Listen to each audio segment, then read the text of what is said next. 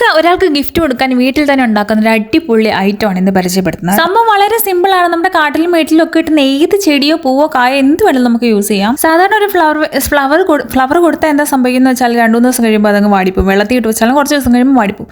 പക്ഷെ ഇതൊന്നും കുറേ കാലം നിൽക്കും, എത്ര നാൾ വേണം നിൽക്കും. ഒന്നുമില്ല, നമ്മളിങ്ങനെ ഗിഫ്റ്റ് കൊടുക്കുന്ന ഇതുപോലത്തെ കുഞ്ഞ് കൊട്ട പോലത്തെ സംഭവമില്ലേ, അതായത് ബാമ്പുവിൻ്റെ ലൈറ്റ് വെയിറ്റ് ആയിട്ടുള്ള അത് നമുക്ക് ടെമോന്നോ ലോക്കൽ ഷോപ്പിൽ നിന്ന് എവിടെ നിന്നെങ്കിലും കിട്ടും, അല്ലെങ്കിൽ ഫ്ലിപ്കാർട്ടിൽ നിന്ന് കിട്ടും. അത് വാങ്ങിക്കുക. അതിനുശേഷം നമ്മൾ ഈ ചകിരിച്ചോറ് ഒരു പ്ലാസ്റ്റിക് കവറിൽ ആക്കിയിട്ട് അതിനകത്തിട്ട് ഇടുക. അതിനുശേഷം നമ്മൾ ഏതെങ്കിലും നല്ല രസമുള്ള ഏതെങ്കിലും ചെടികളോ ഇലകളോ കായോ എന്തെങ്കിലും അതിലേക്ക് നമ്മൾ ചെടി ഇറക്കി വെക്കുന്ന പോലെ തന്നെ സെറ്റ് ചെയ്യുക. അതിനുശേഷം അതിലൊന്ന് വെള്ളം സ്പ്രേ ചെയ്ത് കൊടുക്കുക. അത്യാവശ്യം നന്നായിട്ട് വെള്ളം സ്പ്രേ ചെയ്ത് കൊടുക്കുക.